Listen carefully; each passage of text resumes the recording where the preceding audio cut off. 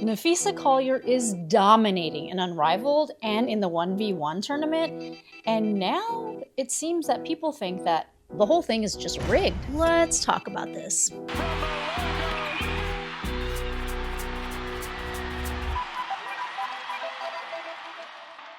I'm sure most of you know this already, but Nafisa Collier is one of the founding members of Unrivaled, along with Brianna Stewart. She has been absolutely killing it on Unrivaled. She never ceases to amaze me, to be completely honest. And I did not go into this one-on-one tournament thinking that she would be as dominant as she is. I thought maybe her slow speed would slow her down. Anyway, I know that makes sense in my head.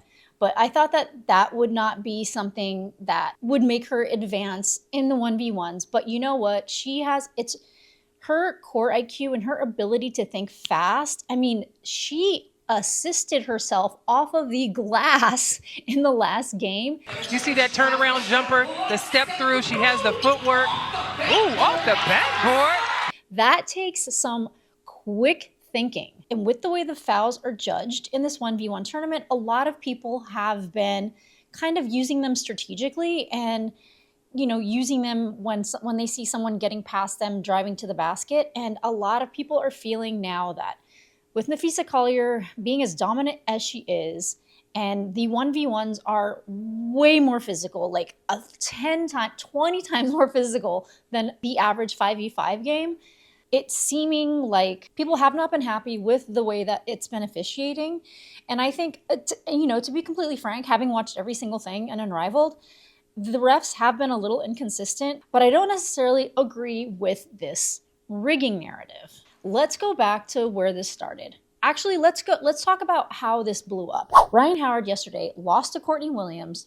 There was a lot of fouls, there was a lot of physicality, and she did not seem to be happy as she took to social media reposting the rigging narrative that possibly really started it and kind of crashed out a little bit. Like, when they all play each other, it's nothing but fouls with owl capitalized. These are just things that RHYNE HOWARD was reposting. The refs dead TF wrong for officiating these games like this. It does seem a bit rigged. It was this moment I knew Courtney was winning. LMFAO. Starting the game like this is crazy. So obviously RHYNE HOWARD definitely felt a certain way. You have a player in your own league now calling it out. This isn't very uncommon. It is a little uncommon in this situation because this certain player does have equity in the league and equity to its success. But it wasn't only RHYNE HOWARD who did call out the officiating, as in the day before. When Rickea Jackson was interviewed after her win in the 1v1 tournament, she also put the refs on notice. All right, you've pulled off one upset here. The next one is against the #1 seed in Nafisa Collier, who many have called a favorite to win this tournament. So how do you keep this upset machine going?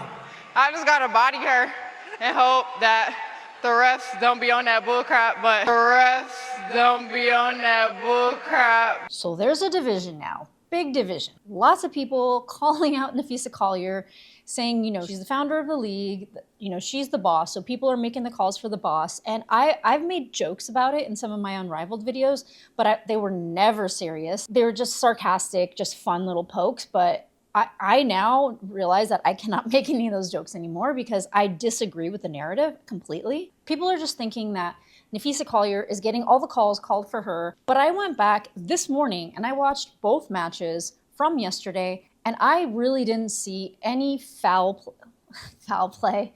I didn't really see anything of the sort to really back this. Like, there's no concrete evidence that she was doing that nobody else was doing. Where this started was Skylar Diggins-Smith was the one that started using these fouls strategically.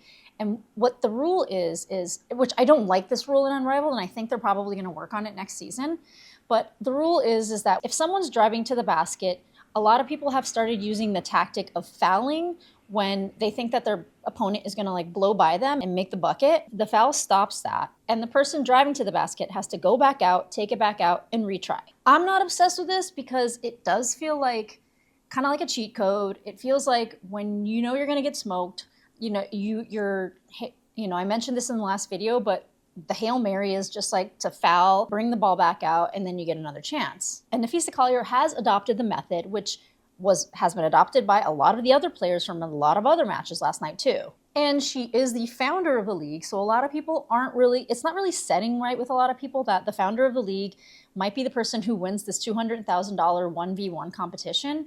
And I mean, I guess I get that, but what can you do if you just are the best? Her stats show it, and the other founder of the league, Brianna Stewart, was absolutely demolished by the rookie, Aaliyah Edwards, so there's not that much favoritism that I'm seeing as far as like founding members go. But with success comes scrutiny. With dominating any field, you are going to get backlash. And that kind of scrutiny sadly comes along when you are changing the game. And when you're changing the game, a lot of people just love to have something to say about it.